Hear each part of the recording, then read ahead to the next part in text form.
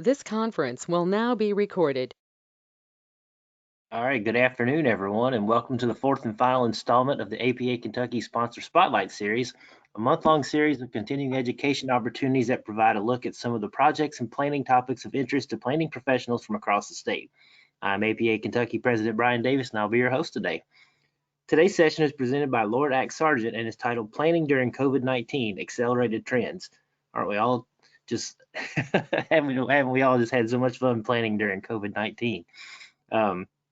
So today they're going to just give us an overview of some things that they've been recognizing as they've done work during this period of time. Just a reminder, these sessions are CM certified and available for credit through the My APA section of planning.org. You can search the session title or session number, which is 9206458, and I will be posting that number and link over in the chat section today during the presentation. So keep your eyes open for that. A couple of ground rules for the meeting. One, be sure to keep your microphone muted unless you are asked a question. Number two, you can turn your camera off or on, whatever you want to do. And then three, feel free to use the chat function to ask questions during the presentation, or you can wait until the to the end of the presentation to ask them. So I will stop talking now, and I'm going to turn it over to Stan, Kaaviyaa, and Supriya. So guys, take it away. All right, thank you, Brian, and good afternoon to everybody. It's nice to at least be touching back with some of our colleagues virtually, if not in person, and we look forward to being back in person soon.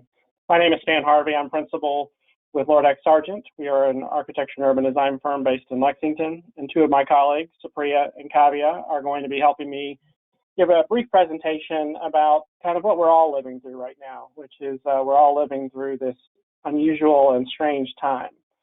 And so it's been a good opportunity for us. I do think one of the benefits of a time like this is it allows you to maybe kind of question and challenge some of the ways you practice, some of the things that you observe in the world, and think about what kind of the next steps may be in that evolution. And so on the next slide, we're going to talk a little bit about, and we'd like to keep this kind of informal. We left time at the end.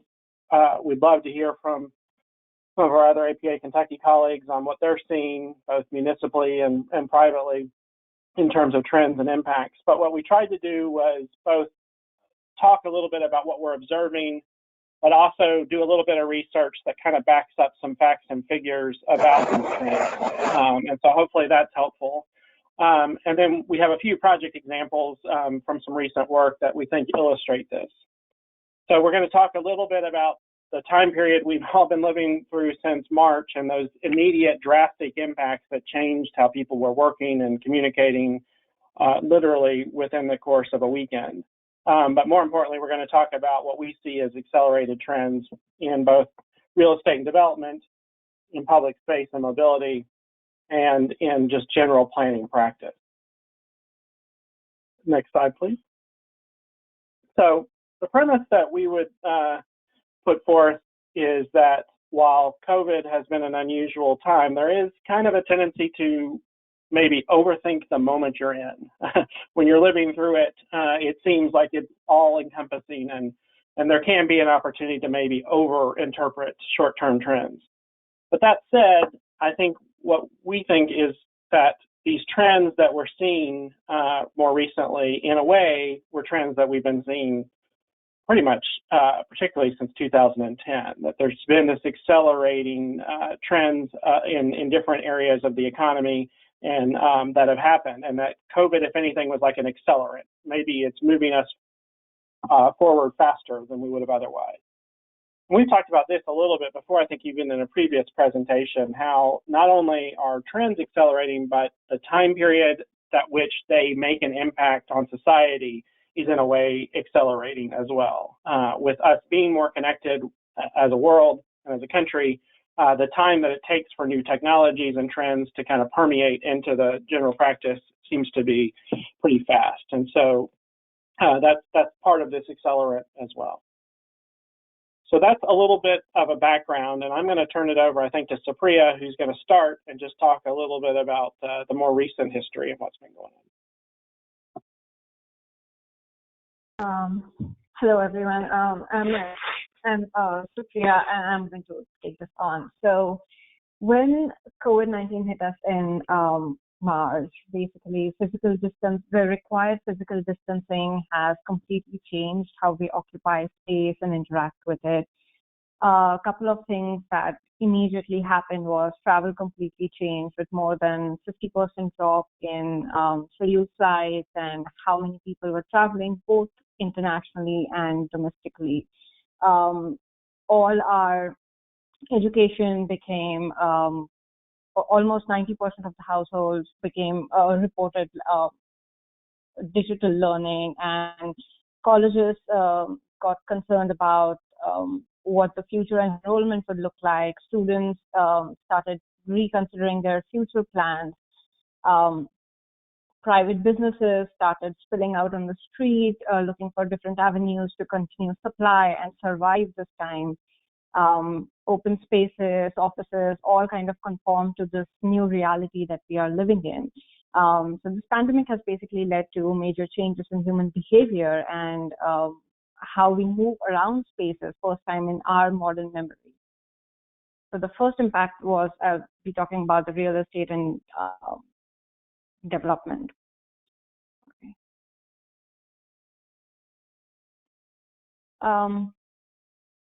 So these are few of the extended impacts that we saw, more of economic impacts, which basically reduce people's capability to pay rent because a lot of people lost their jobs or were furloughed.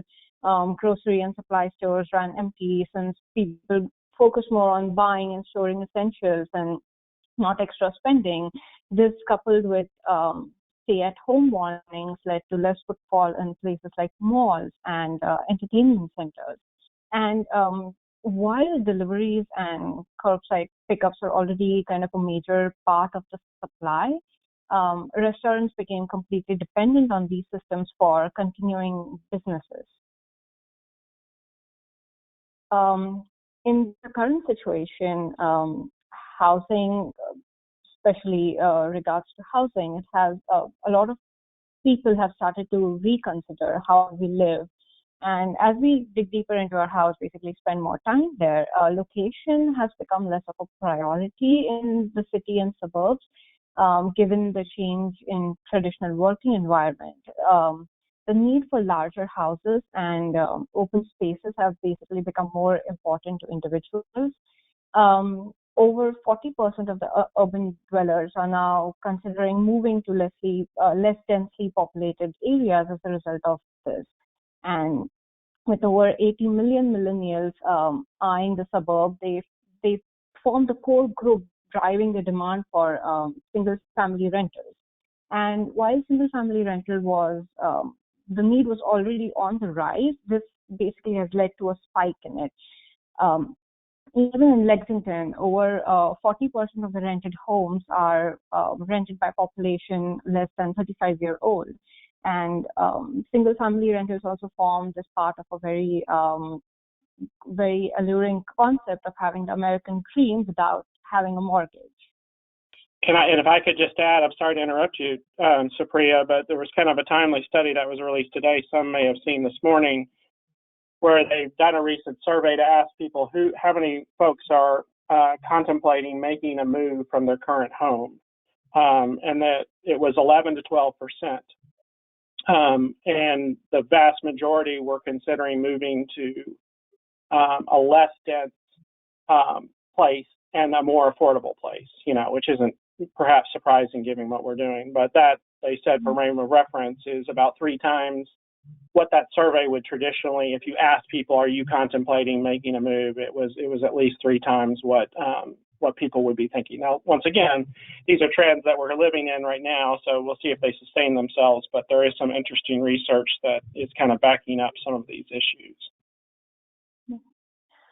So the second impact was on senior housing and assisted living facilities, basically congregate living, which poses kind of a health challenge because so many people are living together, combined with the age factor that this specific housing brings about. And this provides opportunities to consider spaces for aging in place and more independent living for groups of population. And all these factors beg the question of what housing type we are missing, and the gap between standalone houses and mid to high-rise apartments. If we try to fill the gap, that could potentially serve this population looking for more varied housing typologies, basically the missing middle of the housing. And this pandemic has brought about more focus on what type of different areas can be provided. The second real estate that got affected was the office spaces, and where and how we work has completely changed overnight. And for a lot of companies and firms, this change is possibly permanent, like big companies like Twitter. And with flexibility in physical space not hampering productivity as such, this can possibly become a very viable future.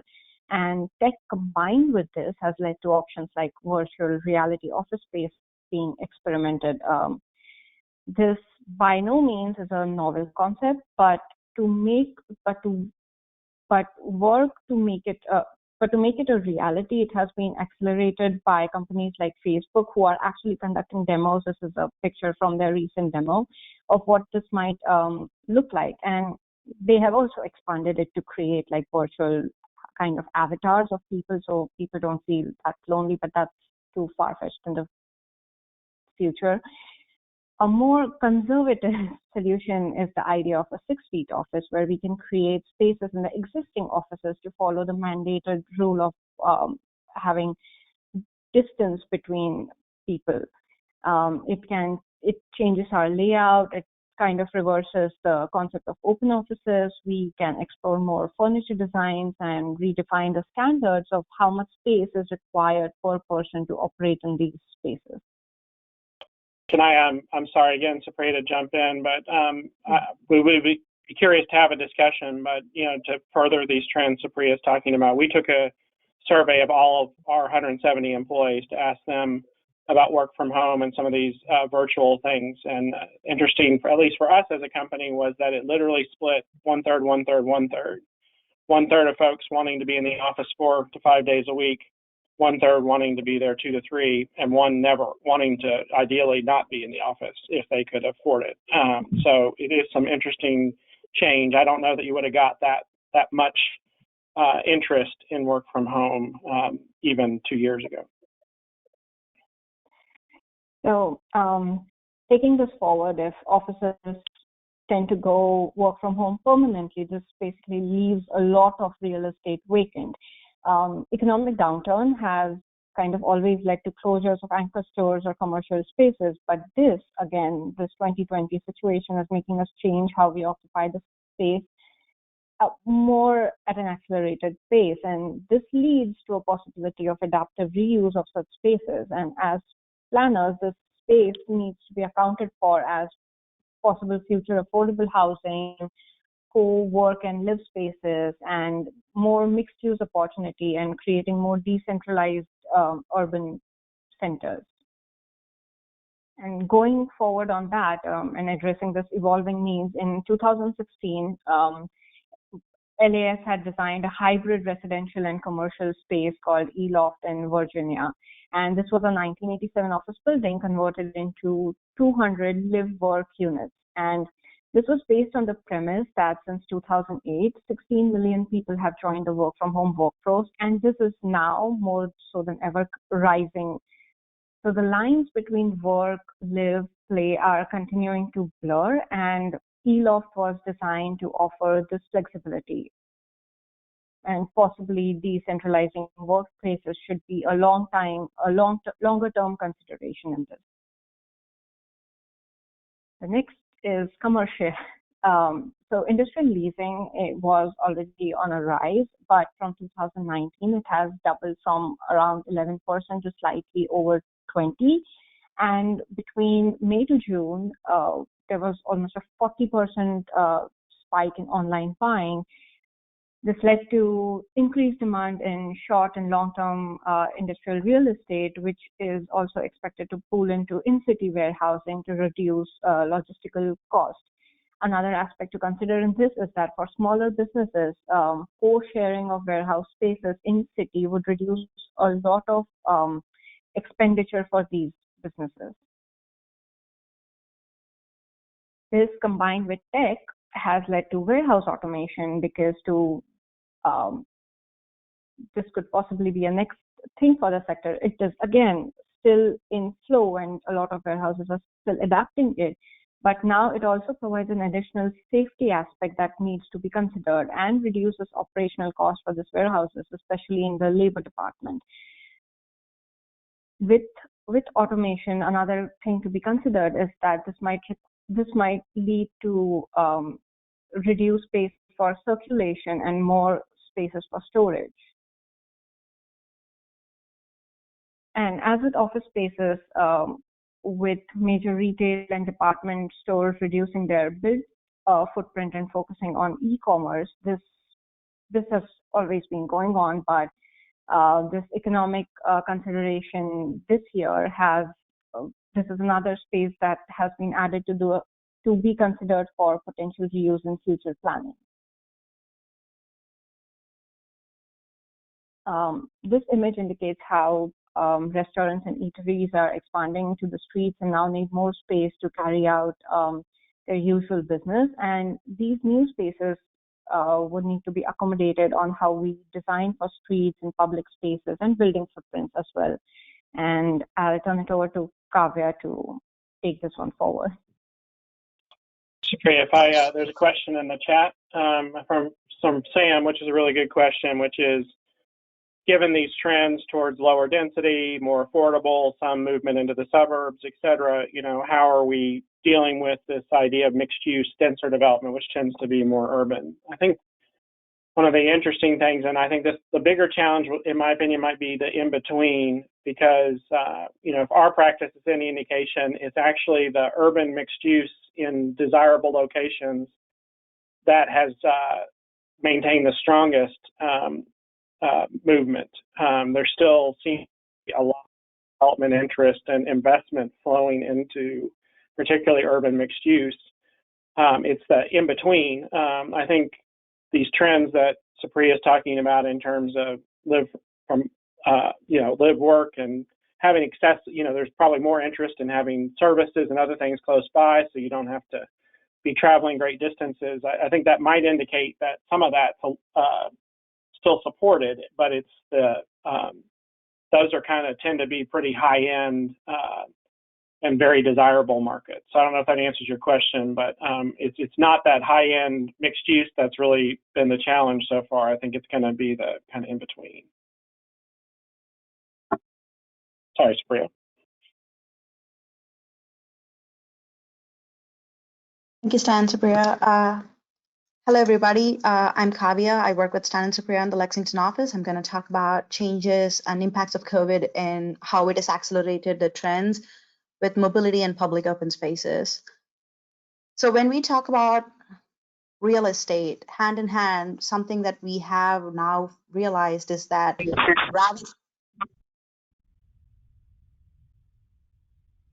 sorry, did somebody have a question? Okay. Hand in hand, we do have to think about how we are now feeling safer to be outside than inside. How this pandemic has actually affected how public open space is impacting the building itself, the real estate, and also people's comfort level in traveling from one place to another.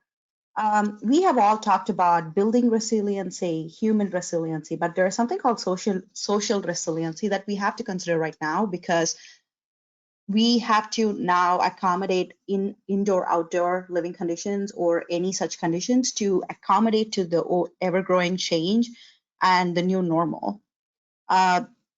Before, when we build vertical housing, we would always think about a giant mass of a building, but now there's this demand that we need to bring an open space concept within the living space, because there is not much opportunities for us to go in or out as much as possible. So when we design for vertical architecture, we do have to consider how patios can interact with the streets or how it will interact with each other. The second step is, when we design, we all have a rule of thumb saying, okay, all these services needs to be around in a 15-minute radius. That's a good walkable distance. Now, this concept of 15-minute city everybody's home right now. We all are comfortable to walk to our grocery store. We should feel comfortable to walk to any recreational opportunities. Everyone with kids are now trying for opportunities to actually take kids outside, burn their energy out. So this 15-minute concept is basically an idea where you, as a central point, have all of the essentialities that you would otherwise have within 15-minute reach. May it be local shopping, public transportation, when things get better, definitely, healthcare, schools, recreational opportunities, and green spaces. So walkable urban spaces usually have a higher demand, and the whole appeal of living in an urban city, that urban setting, many cities have, like New York City or San Francisco, is because of how easy it is to get access to the amenities. When you live down, you just have to get down your street to go get to the restaurant or your grocery store. Everything is in a walkable setting, or you will have amazing public transportation that you can take to. So this has become ever more accelerated than it was. And also shift in priorities. Before, we wouldn't mind driving 20 minutes or 30 minutes to go to a mall, but we don't anymore. We don't even go grocery shopping anymore. Whole Foods or Kroger just delivers. So our priorities have totally shifted from what we used to do before for recreation versus what we do now. The next thing is a 20-minute neighborhood concept. It's very similar to the walkable cities. It is just the neighborhood has everything that's necessary. There is more demand for local and regional parks. Of course, that being one of our biggest source of entertainment now. Now that all of their entertainment have been closed. We have to plan for a lot of pocket parks, or not to have a giant regional park. That is essential too, but there is also a demand for localizing them. Where applicable in mixed use developments, we need to have parklets, convert some existing parking spaces back to parklets so the restaurants can spill over into the plaza area to have an outdoor dining accommodating social distancing. One of the things, sorry, Kaaviyaa, to jump in again, they're both used to it, I guess. But I think particularly for some of our municipal colleagues, I think one question that's on our mind is just those of you who've made some transition, set up curbside or closed some streets or converted, are you seeing support or trends to make that permanent? Or has it been more temporary conditions? I think that's one of the things that'll be interesting to see coming out of this is how many of these things become more permanent fixtures.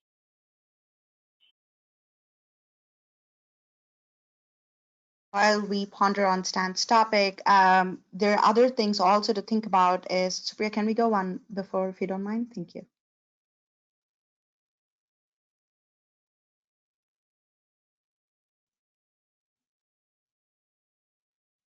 Sorry, bear with us during this. Sorry, Kaaviyaa, it's just going forward, not backward. Okay, I'm just going to go ahead and talk with this slide. One other thing that we have seen in a lot of urban cities is that many cities are trying to reclaim alley system, or like use alley system as public open spaces. One idea to use or bring in new public open space into an urban setting is through probably claiming back some parking and converting them to parklets and incorporating that as a part of sidewalk network. The other is where in Louisville, for example, or Tucker, Georgia, that's the image on the screen right now. There already exists a grid system and an alley system. So now Tucker is in the process of designing all of these alleys to public spaces. What that impacts is that now, again, restaurants can have rear doors or doors to the side that can open to the alley, where you can have outdoor dining. You can have street furnitures across the alley, which is well lit, and it becomes a part of public space in an urban setting where you couldn't necessarily have enough space to build a big regional or local park. Can we go to the next one, please? Thank you. This is a hierarchy of all the alley system that Tucker's been thinking. Not all alleys can actually function as a public space in reality. However, there are a systematic approach to do it is make them as bike trails or walk trails within the area, improve alley as a whole for its usability, but convert certain alleys as public spaces where it's stacked. It does make sense economically for the city to make that improvement. Some of them are just going to be continuous trails. There are going to be some tactical modifications, like we talked about. I mean, it's in the previous slide, but Supriya couldn't go a couple early. But how to convert that, make it safe, make it socially, make it social distance, and then also how other retail and commercial area could use that alley. Go ahead, Supriya. Next one. We did talk about this during one of our APA presentations last time, is how mobility is accelerating its trend. However, COVID-19 has now contributed to this accelerated trend a little bit, but it's also shifted the focus. Initially, when we started this year, we all thought there's going to be amazing autonomous vehicles that's going to come up. Public transportation is going to get even huge. It's we are going to have all this BRT, LRT lines. However, now it puts a big question mark in how many people are really comfortable taking a public transportation system, because how is social distancing going to be incorporated, and how the cleaning is going to be in a public bus, because how it's not really feasible to clean it every time, even though we try to, right? But there is no guarantee. So it puts a little bit of a question mark on how public transportation is going to grow. But again, it puts more emphasis on alternate transportation like biking, scooters, and also walkability. So taking into concept with what we talked about, walkable cities, 15-minute cities, and now applying that same concept into mobility trends, we can now say that we are less focused on cars or public transportation, but looking for other modes of commuting. De-densifying and integrating flexible systems very essential right now. And another question to think about, like Stan said, is how is this trend really affecting street networks in many of your cities? Are people now wanting more dedicated bike lanes, walk paths, or multi-use paths? And how is it affecting public transportation really? Are there need to be more schedules because only few people can travel on on public transportation anyway at any given point of time? Also considering most of our streets are designed for private cars, how is that going to impact when alternate modes of transportation is going to come into play very soon than what we thought? Next slide, please. Thank you. So now, what's happening currently and what can happen in the future with mobility? People are now, there are many cars, but in consideration, people are either biking a lot, walking a lot, or using streets for shared purposes, like we talked about. Either it's a market, whether it can convert to an open market or an outdoor seating area. Next, please. Or can we have a dedicated lane for transit? Because now if we alter its schedule to have more frequent routes, or if they would function much more in a rapid pace than it used to, are we going to have a dedicated lane for that? Or are we going to have a dedicated lane? Now think about, if we think about like deliveries and how autonomous vehicles can play into it, does that mean we will have to think about new lanes sooner? Our dedicated lanes for autonomous vehicles that would probably deliver our groceries to us? Or do we convert a lane to outdoor dining areas in places where there's a lot of restaurants and they need help because they can't accommodate all of it inside anymore? Next one, please. And Stan just mentioned about that. How are we going to accommodate pickup and drop off? Because now there's a lot of Uber pickup or DoorDash. We use all of those services now, and people have to pick up and then drop off. So we need to accommodate pickup lanes into our road network system now.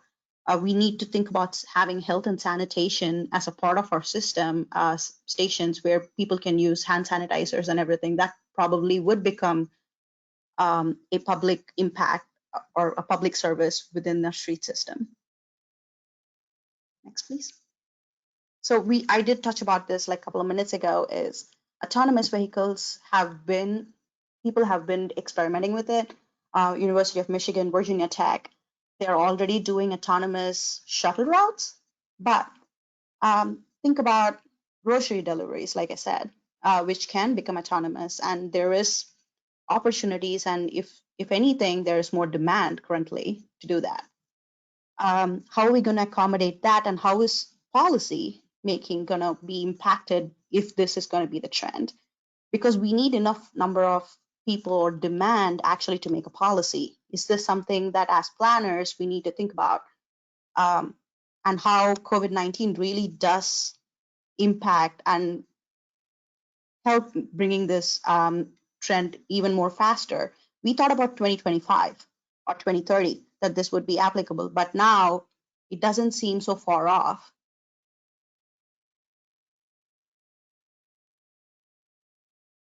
So we had been, when we started working with Louisville Metro,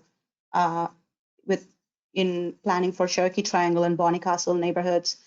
Stan and I, when we went on the first meeting, we were like, oh, hey, we're going to have all these public meetings. There's going to be an art fair. We're going to have all these people in the art fair. We're going to collect all this input, and then bam, COVID happened. So everything had to switch to virtual world, because there's no way we could say, okay, we can't talk to each other anymore, but we don't want stakeholders or anything. We're just going to do what we do. It's not something that we can actually compromise. No matter what, we need community's input, and we have to meet community's needs. Either we do it in person, or now we meet halfway. People meet us in our virtual world, and we meet them through other means of communication, not necessarily in person, but we have to explore other opportunities. So these are some stuff that we have been doing for Cherokee Triangle and Bonnycastle neighborhoods plan. Maybe you guys can let us know at the end of the discussion if there is something that you guys are seeing that has helped you, or any comments you may have to improve our process. First of all, everything became virtual. Zoom is our meeting. That's where we see people. That's where we hold stakeholder meetings. We basically present to them. We see them virtually, and we get their input virtually. And most of them, surprisingly, were able to attend, and we had more number of attendance with Zoom calls than we would have had in person, because you don't have to travel anywhere. You don't have to be physically prepared to be there.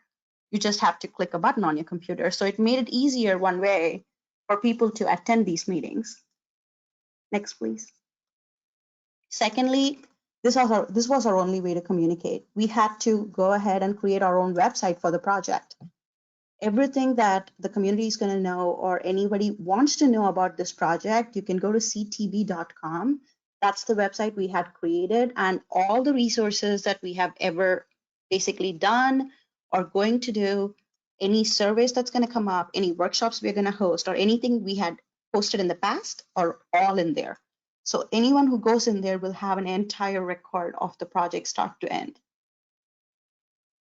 Brian's making a comment about participation. I think it's interesting, and Kaaviyaa may touch on this, but in our initial public survey, we actually had over 500 folks take it, which would probably be better than we could have ever done in any of these planned community meetings. But it does, as she'll show right here, there is some limits to this, of course, in terms of it tends to have to be pretty brief, and it has to be self-explanatory, which makes it a little bit harder and challenge when you can't personally kind of explain and discuss things. We had to, like Stan said, we had about 10% of the neighborhood's population, which is about over 500 people who took our first survey. And to be honest, the amount of information that we got made sure that our plan elements or the next steps in our plan were well informed, because everyone in the community felt that they contributed too. So I don't think we would get so much response, mainly because it's time consuming. When you have to come to a meeting, attend a meeting, excuse me, it's a lot of work. So this, you go on your own pace. You be in the comfort of your home, you cook what you're doing the survey when you're cooking, of course, and then you're listening to a meeting when you're doing other stuff. So this, in a way, to a bias, Stan and I were talking about this, is that this has helped all of us in a way which is more time conscious to us and also to the people who attend this, because now everyone has crossed that hiccup stage. Everyone realizes that, okay, this is going to happen. It's not like after 5 months, we're going to go back to public meeting and there are going to be 10,000 people in a room. No, people have accepted the reality. So have we. So this had helped us basically to explore forums and websites and other online participation tools out there. And it's helped us a lot too. Mentimeter is one of it. And then the website is the next one. Sorry, Stan. No, sorry, Kaaviyaa. I was just going to say one thing. We're curious is one of the things we've had a lot of discussion about is whether you kind of get package deals. I think all of us are probably dealing with, okay, well, do you need a package suite of things? And I think our experience so far has been to tailor it. There's certain softwares and programs that are both more economical and better functioning for the public. I don't think we found, but I'm curious if others have found good examples. Kaaviyaa is showing a few that we've done in terms of the survey, the website we did ourselves, the surveying we did ourselves, and so it's been interesting to kind of figure out the right kind of programs. Sorry, Kaaviyaa. Sure.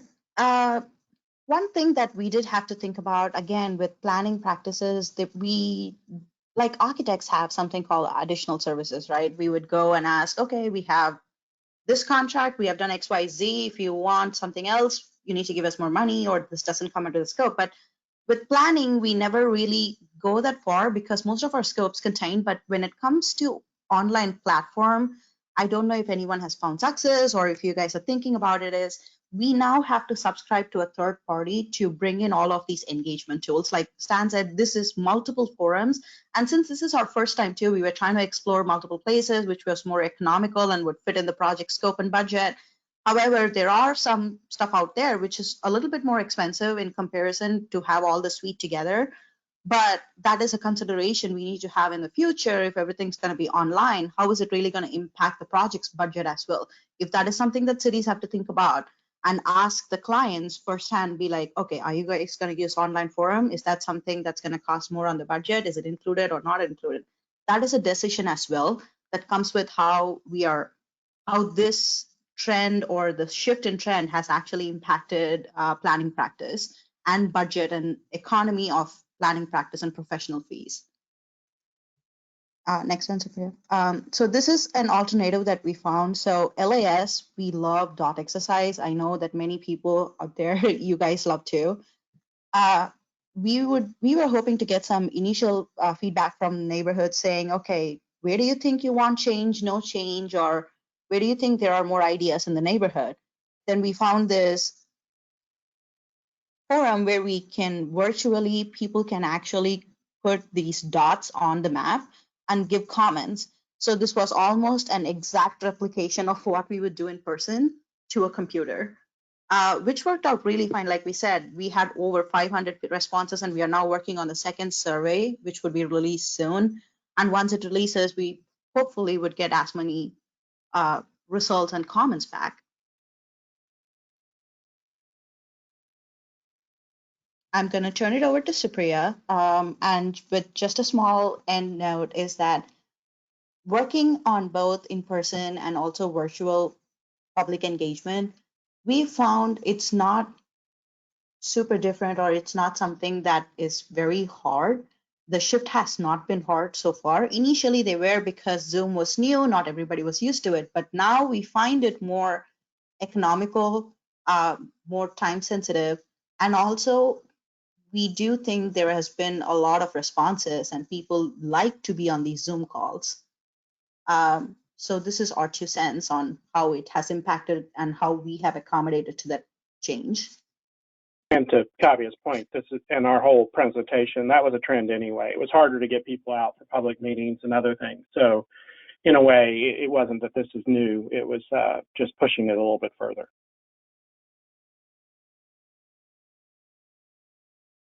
Okay, so this graphic is basically an example to indicate by geographic breakdown of how this pandemic has impacted communities, and it basically focuses that it's not entirely density dependent, and that's not the primary issue. but it's more to inequality in services and community. And low-income neighborhoods temper the extent to which investments in infrastructure and services come through. So towards that, risk of infection increases as neighborhoods lack the physical structure and amenities to enhance livability. So it's not a new idea that economic geography and not physical to most extents determine the planning and what services reach what neighborhoods, but this pandemic has just brought out the conversation again to the forefront. And as planners, this can be used as an opportunity to possibly form better networks and city systems and tools like equity mapping and this equity data viewer by ESRI can possibly be used in future projects to also keep this aspect in mind while determining policies and our planning. This stresses the key principles that need to be kind of focused to address equity and inclusion concerns in our cities. And design, we kind of already do that, but designing cities as more well-oiled systems, and that there will be multiple variables such as funding, location requirements, and issue, and they'll vary place to place. But maybe with this pandemic, these issues will be more so ever considered going forward. So this is one of the conversations that have come up more and more during these times, and possibly would be taken into our planning going ahead. I think on that last one, Supriya, that one of the first challenges is just agreeing at least to the facts and figures of how you're going to measure and observe things that are broad-based public policy. These issues of equity and inclusion. So that's been something that's been happening. So I guess I'll wrap it up in terms of reiterating our premise and hypothesis that we're all in a unique period. We're going to be planning's always challenging. It's always evolving, but it might be one of the more interesting periods of evolution where some trends are just being accelerated. So what are the takeaways to us? And these are all things that were happening. Accommodating the diversity of housing, more formats, more typologies, more seniors, more aging in place, and those types of trends. This workforce dynamics, there's a push and pull there where the 6-foot office may increase and need for collaboration may actually increase in some cases, the kind of hoteling of office workers, but at the same time, people are working remotely or there's satellite centers or other things, and that tends to lead to shared space that decreases the need. So it'd be interesting to see how these workforce dynamics play out, including the conversion to residential that Supriya mentioned. These modes of transportation and balancing them, our thought is that there may be unique opportunities where people have gotten used to less traffic in certain places over the last 8 months, and it proved a model that maybe there could be reclamation of certain areas. So it'd be interesting to see if cities and towns seize that moment coming out of this to make them more permanent, as I mentioned. This issue of transit, Supriya touched on, and I know Aida and others are probably on that, I'd be curious to what they're seeing and the challenges they see coming out of this, particularly for public transit. Open space becoming more important perhaps than ever. It tends to be the thing that last in the budgetary items, so it could have a lot of financial challenges if cities continue to have financial limitations, but I think the public demand is, I would guess, is going to be higher than ever in terms of functioning and distributed open spaces.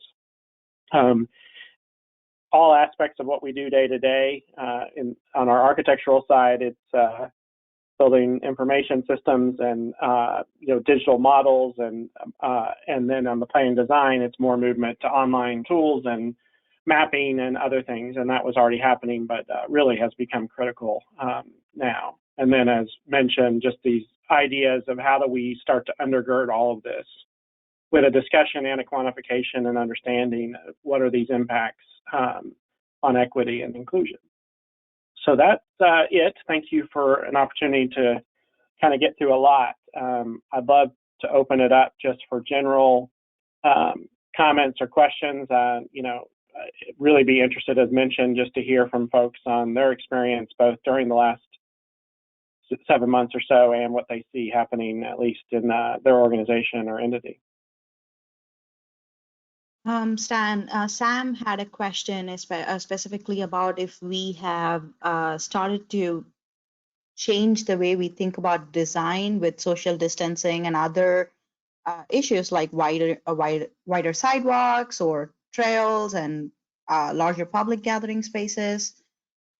Sam, one thing, like I mentioned, we have seen is pick up and drop off is just like Stan said before, an accelerated trend. It was something that was in demand already.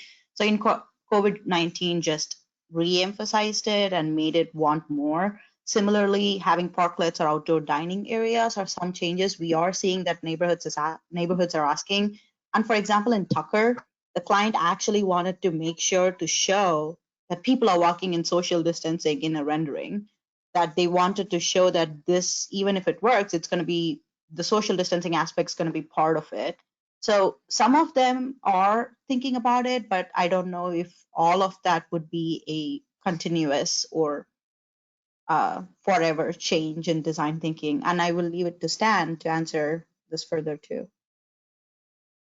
No, I think that's I think we're seeing more focus on multiple use than we are specific related to kind of distancing or assuming that. I think it's more the macro trend, but others may have some thoughts on that too.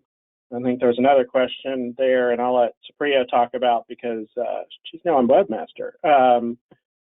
Specifically how we created the Cherokee Bonnycastle website and materials. That was the question? Yes, that was a question of what process and, maybe. So basically, we considered Squarespace and Wix and platforms such as these which host these websites, and as a company took subscription for it, and we kind of developed the website with our client as to what they want the community to see, what kind of images they want, what all resources they would like to share. So it was a bit of a collaborative effort, and it's a live effort. It's a continuous effort that with every meeting we have, with every survey we host, that website needs to be a live part of the project, and anytime any person can go on to and be completely updated to it. So the website hasn't been a thing that you just design at the start of the project and it's done. But I feel like with platforms, as I mentioned, Squarespace and Wix have been immensely beneficial to do this comfortably and still have a professional looking website that can serve everyone. Yeah, I think they've come a long way in usability where, you don't have to be an HTML expert to be able to design and maintain them. It does take a little time, particularly that first time through if you haven't done all of it. And then I think Supriya's point's a really good one. We've had a very collaborative relationship in this case with Louisville Metro Advanced Planning, and I think having a strong idea from the beginning of what might be needed over time, it does really help to kind of storyboard out the likely evolution of the planning process and then anticipate what's the best templates and way to set it up so you don't have to, it can be maintained throughout. There are some platforms out there that has all of these together combined. Like I said, how feasible it is economically within the project budget is something that drives in which decision we would take. When we decided on Squarespace, it made sense for this project, and also it was our first time. We were trying to explore multiple things. One great thing about this is we use Mentimeter, we use Wikimap and all that, but we were able to somehow bring all of those forum as like buttons and like hyperlinks into this website, so people will go to this website as a one-stop shop, I guess, and then be directed to all of these survey questions or wiki maps to give graphic input on the process. So we had to combine them, and it was a lot of logistics in terms of maintaining all of them separately. But like Supriya said, it is an ongoing effort. That each of this, we were collaborating with Metro, and we were asking what the community wanted to see and how it would convey to everybody better. Any other questions or observations from other folks' work?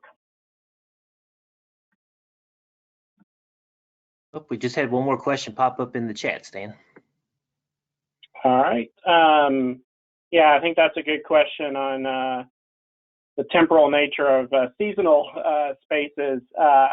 I'm really intrigued to see that. Of course, it also unfortunately may get affected by, you know, how prevalent spread and other things are, which may, you know, also coincide with weather. But I am curious to see how long.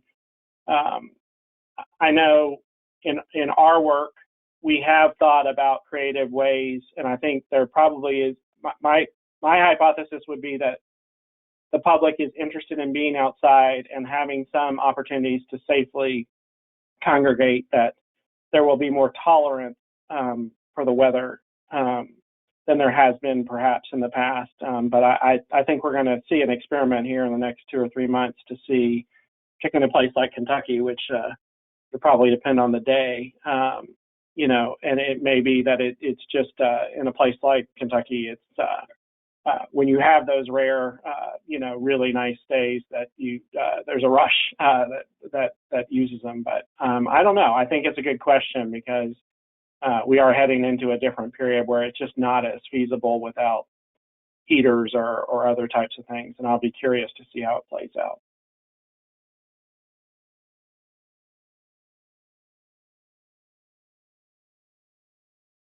Question just on office and work from home. We are a large company with 6 offices. So the question is, how's that worked? Is it consistent or different by state? Yes, there is a company-wide guidance and protocols, and we all have a little QR code we have to scan before we go in the office, and there are certain company-wide protocols that have been established, and I think most companies or even the cities probably have something similar. But at the same time, it also depends on the state, because we are trying to be respectful of the guidance and regulations that have been established in each state. And we happen to have offices in some states that are widely divergent in what the regulatory involvement set up by the governor is. So it's both. Okay, does anybody else have any questions?